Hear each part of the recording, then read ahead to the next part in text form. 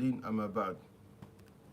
So continuing to go through the book of questions and answers, يعني الإرشاد الأنام إلى أصول ومهمات دين الإسلام, of guidance for mankind to the principles and most important matters of Islam, that we are going to be talking about now. Matters regarding tahara, purification. I'm on the chapter of wudu and ghusl, and that is on page 54 from question 71. So the first question, the author, he mentions ma ma'na al-wudu, what is the meaning of wudu? And he mentions huwa al-ghusl wal-mashu ala a'da'in makhsusa, it is washing and wiping over specified body parts. The reason why we mention washing and wiping, because there's parts of the body when making wudu that you do not wash and they are to be wiped.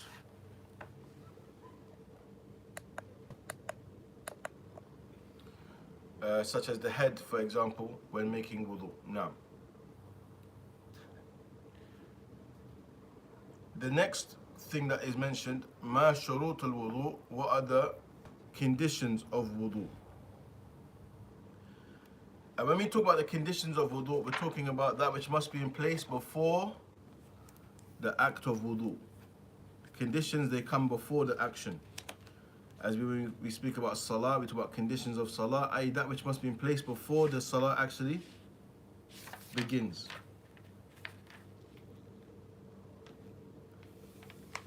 So here he mentions what are the conditions of wudu. Shurut al-wudu ashratun wa hiya. He mentions that the conditions of wudu are 10. 10 things that have to be in place before one makes wudu. The first of them he mentions is al-Islam.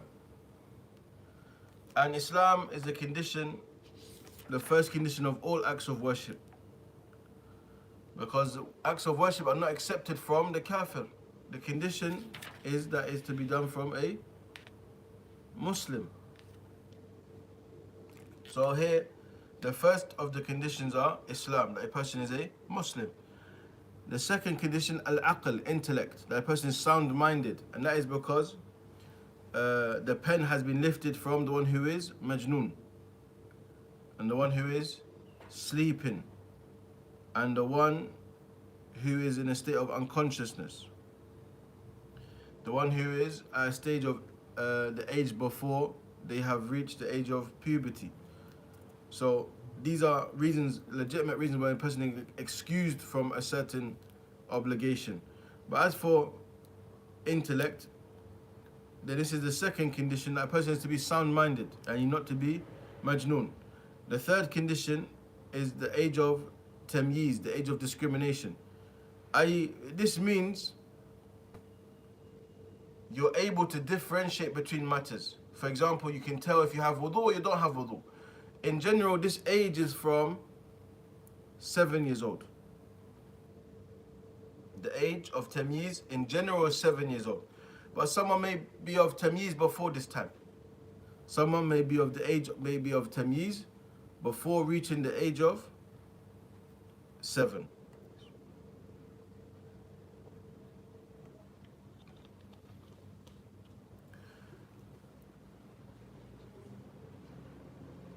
This age of tamyiz is a condition for the correctness of the act of worship, i.e. that is accepted from them.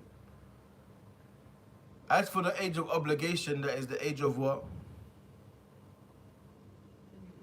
Al-bulugh, maturity, yani puberty.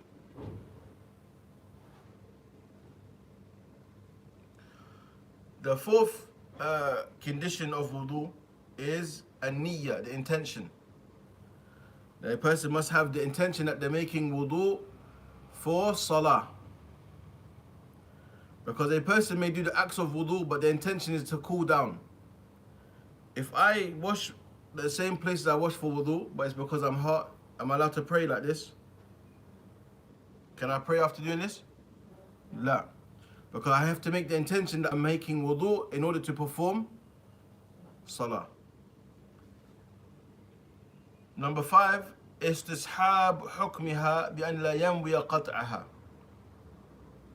Number 5 is that a person maintains the ruling of that intention and does not intend to sever that intention. You need to break the intention until he has completed the act of wudu. So if a person doesn't say, for example, my intention is to start making wudu for tahara, but then I say, I need to cool down. La. You need to maintain your intention until you complete the act of wudu. Number 6, انقطاع موجب الوضوء. Number 6 is whatever necessitates or makes wudu an obligation that has to have come to an end. For example, a person cannot be making wudu and passing wind at the same time. You have to, if you're passing wind, you cannot make wudu while you're passing wind. You have to stop what will make it necessary to make wudu before you make wudu. Number 7, استنجاء أو استجمار قبله من حدث البول أو الغائط. Of the thing that's also mentioned. This is a matter of difference, but we mention it as is what is better to do.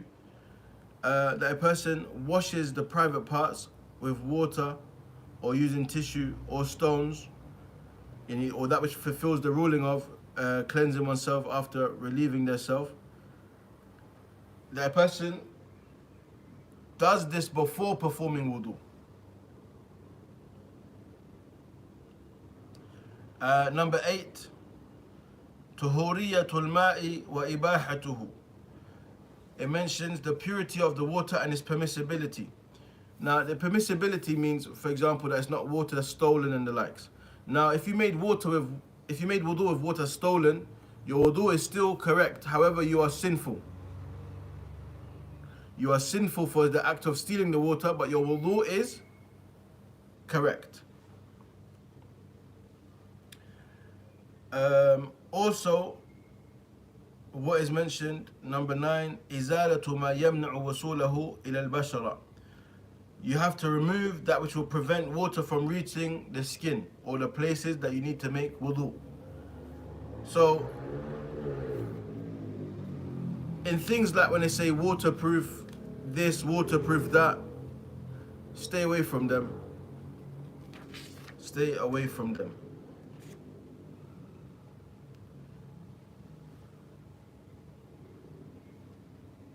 As in many cases, these things are tested with the likes of like coffee filters and things like this. These things you should stay away from. Your wudu and your salah is not something that you should play around with.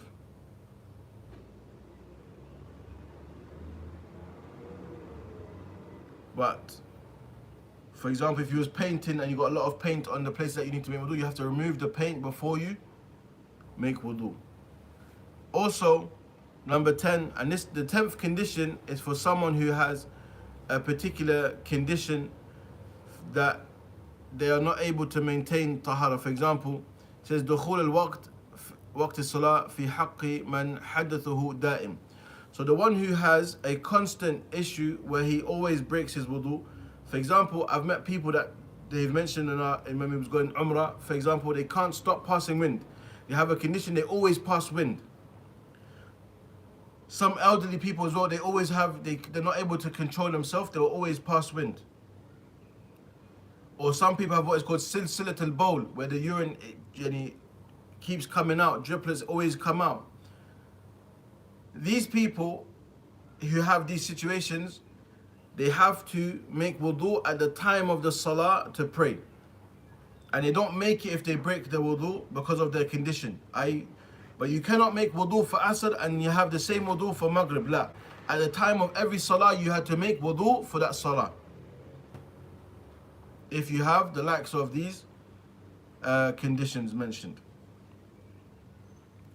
So those are the 10 conditions of al-wudu. After this, the author, he then goes on to mention ma furud al-wudu. What are the obligations, the obligatory acts of wudu? So as we mentioned, when we talk about shurut, conditions, we're talking about that which is to be in place before and to the end of making wudu. As for the furud, the obligatory acts, and this is what the actual act of wudu is built upon. And he mentioned that they are 6. So the obligatory acts of wudu are 6. The first of them, غسل الوجه ومنه المضمضة والاستنشاق. Yani washing the face, and from that is to rinse the mouth and sniff water in the nose. There is difference of opinion, just to be aware, regarding whether you have to rinse the mouth and rinse the nose. But of the things that is obviously more encouraged, that a person does do it. But just so you are aware, this is a discussion that is mentioned by the scholars of fiqh. The second obligatory act is غسل اليدين مع المرفقين, washing the hands up until and including the elbows. But of the thing that's important that we mentioned, when you wash your hands 3 times or so before you actually start making wudu, people wash their hands, yeah? When you need to wash your hands up until your elbows, you must start from your fingertips. You cannot start from your wrist. Because the first time you wash your hand when you start wudu is what? Sunnah. But when you are washing your hand up until your elbow as part of the wudu, this is an obligation. And sunnah cannot take the place of an obligation. So it's important you start from your fingertips, including in washing between your hands, up until and including your elbows. The third obligatory act is مسح جميع الرأس ومنه الأذنان, is that a person wipes the entire head from front to back and including the ears, but you do not wash the back of your neck. This is not to be done. Number 4, يعني غسل الرجلين مع الكعبين, washing the feet with and including the ankles.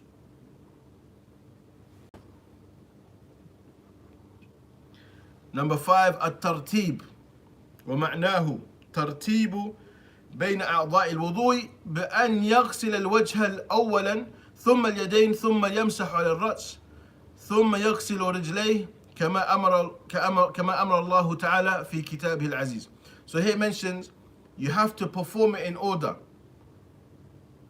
The acts of wudu must be performed in order. So you start with the face, and then the hands up until and including the elbows, then you wipe over the head, and then you wash the feet as Allah subhanahu wa ta'ala commanded in His mighty book.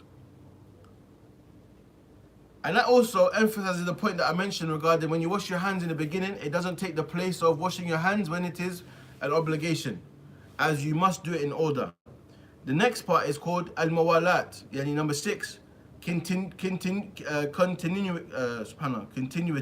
In English, continuity. Even English is harder than Arabic. I can't even say this word. Continuity. Subhanallah. Alhamdulillah, I don't mind losing English whilst learning Arabic. But yeah, that's a difficult word at the moment.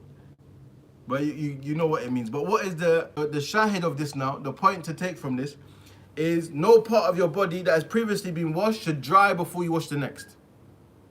And it should still be wet. Okay? So it to be done continuously without pausing. Okay? Continuously without pausing. You're not to take a break. You don't wash your hands and then say, oh, what's happening? Have a conversation. Go talk to someone and come back and do the rest. La. You have to do it continuously and in order. The only time these last 2 conditions are excused is when you're making ghusl. The only time you are excused from the last 2 conditions of order and continuity is when you are making ghusl.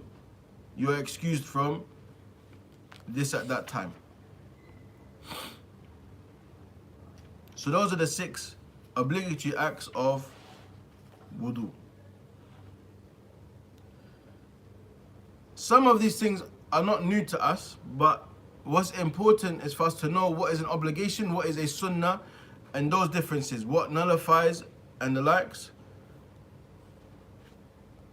so that we don't just know generally by practice, but we're able to show someone else and teach someone else. As you might have someone comes around, new Muslim, they want to know how to perform wudu and the likes. Then you know you have this general order of 6 obligations, makes it very easy to teach a person. As for the nullifiers of wudu, ma nawaqid al-wudu, it mentions what are the nullifiers of wudu, that which invalidate and break the wudu. Then they are 4. The first of them, al-khariju min as-sabilain min bawlin aw madhiyin aw gha'it aw rih. So what's mentioned is whatever comes out of the two pathways of the private parts, from urine, pre-sperm, feces or wind. If any of these things come out, then this nullifies the wudu. Number 2, zawal al-aqli bi jununin aw ighma'in aw nawmin illa an-nawm al-yasir. Yani the loss of consciousness by either madness, yani going crazy, or going unconscious, yani fainting and becoming unconscious, or sleep, except for sleeping a light sleep. So it's not every single sleep that breaks your wudu. If you go to sleep and your sleep is light, it's not a deep sleep, this will not break one's wudu. For example, let's say I'm in a masjid and I doze off a bit. Someone calls my name, I wake up straight away.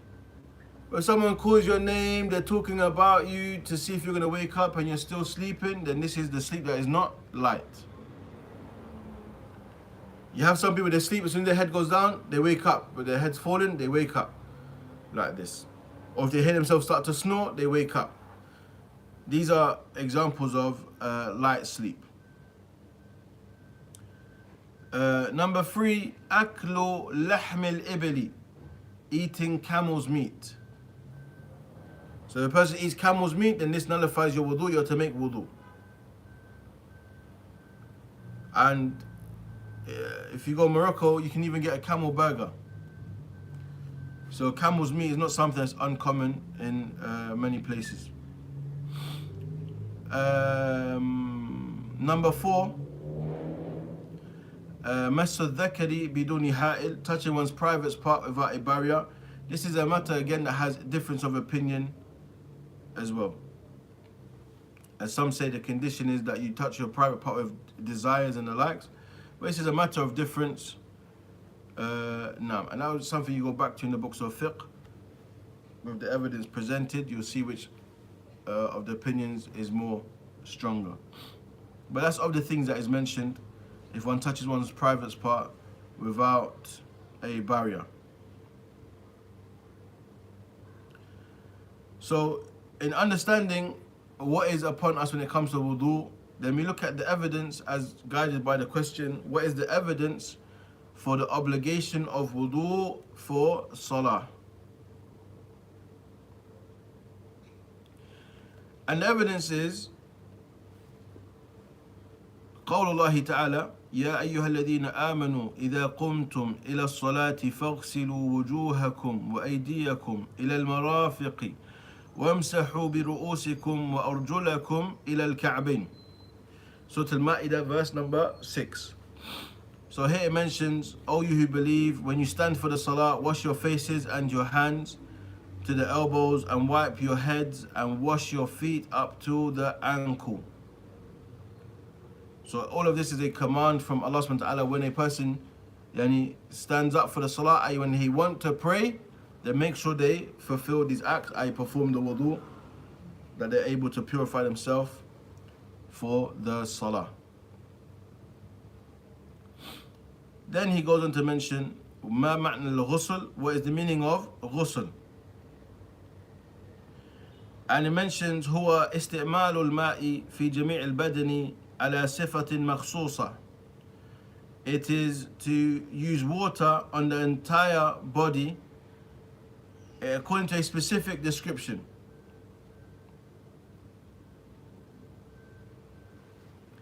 Now, when it comes to making ghusl, there are 2 ways to do it.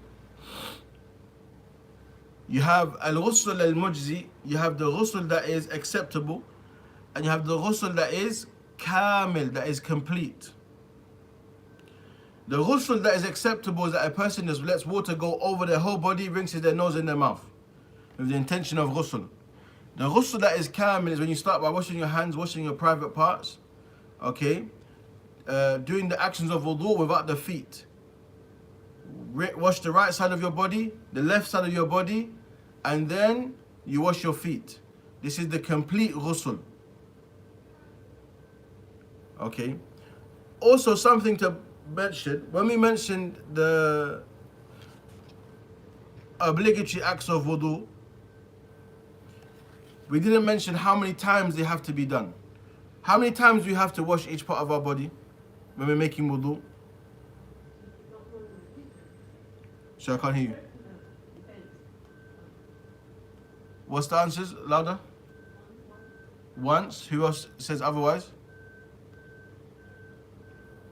No, it depends on your head is once, but for your hand, for example, it's also 3 times. How many times do we have to do it, is what I'm asking? Oh, once. Once, do you mean?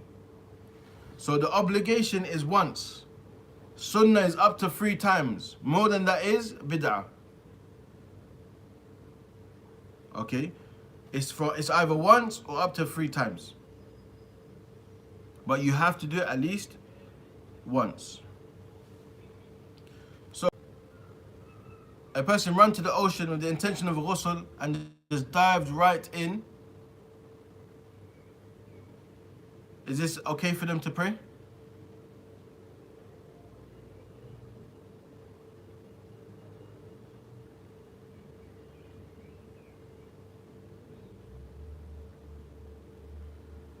Ma ra'yukum? What do you think? I don't have wudu, I just see the ocean, I jump in the ocean with the intention of ghusl. I needed to make ghusl, I jump in the ocean with the intention of ghusl. I come out and I pray. Is that okay? So I'm not sure why. Someone says yes. Say again. Yes, if the body reaches your entire body. Yep. Because if someone dives in the ocean, there's no way the water won't touch the entire body. Okay. But the thing is, you have to have the intention. Okay, because with ghusl, the water has to reach your entire body. As you mentioned, there's 2 descriptions of ghusl. Either this water reaching your entire body, or the specific one where you actually make with actions of wudu, you wash your private part and the likes. No. So, what is the things that make ghusl obligatory? The author, he mentions that they are 3. He says, خروج المني دفقا بلذة.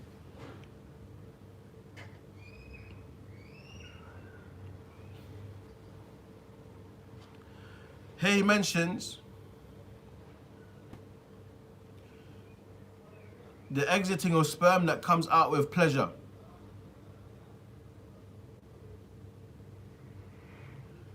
This also includes the wet dream that comes out of pleasure but in one's sleep. In the wet dream, this is also included in this.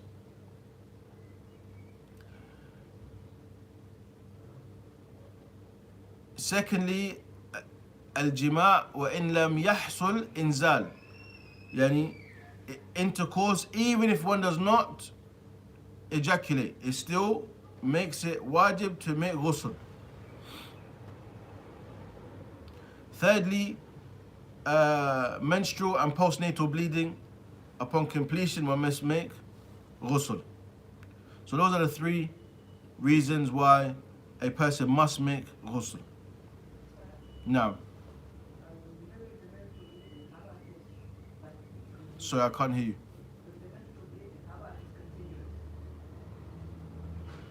When you say continuous, i.e. it doesn't ever stop. Say a woman has a certain period of time, so say 5 minutes, and Yeah. How about if it goes 2 weeks after that point and she's still bleeding? So what they mention, the menses can go up to 15 days. So if it becomes beyond 15 days, then it's to be treated as if it's not menses. So you make ghusl and pray and the likes. But if it's less than 15 days, then it's to be treated as menses. They say the shortest time it can be is 1 day, the longest time it can be is 15 days.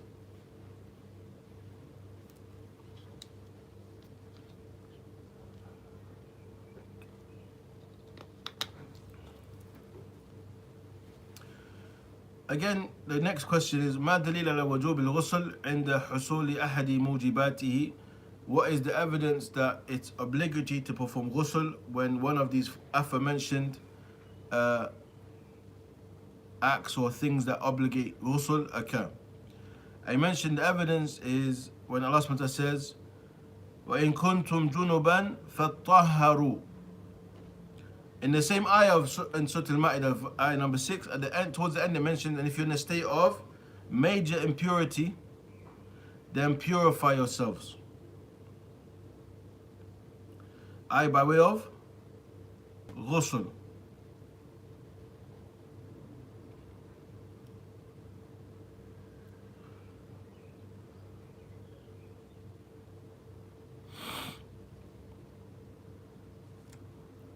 What's amazing, subhanAllah, that this alone, this ayah tells you that you have to refer back to the sunnah, because the description of ghusl is not mentioned, is it? The description of wudu is mentioned, but as for the description of ghusl, it's not mentioned. But this is what is known by way of the practice of the Prophet Muhammad sallallahu alayhi wasallam. And this is also a refutation of those ignorant people that claim to be Qur'anists or whatever they call themselves, but they are far from the Qur'an. They say they're Qur'anis. They don't understand the religion because they only follow their desires. And their objective is to make everything halal that has been prohibited from them, and to worship Allah as they please, their false interpretations of the Qur'an. As you can see here, description of wudu is given in this ayah, but not description of ghusl.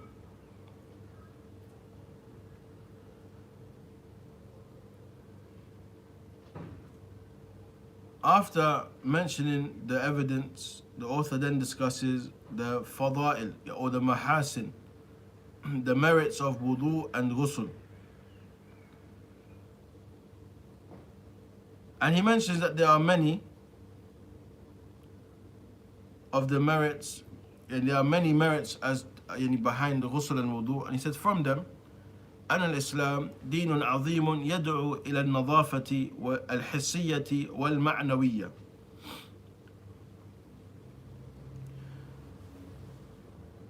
Which means Islam obviously is a great religion which calls for cleanliness, both physical and also, it says abstract, but we can understand that as like the concept of cleanliness.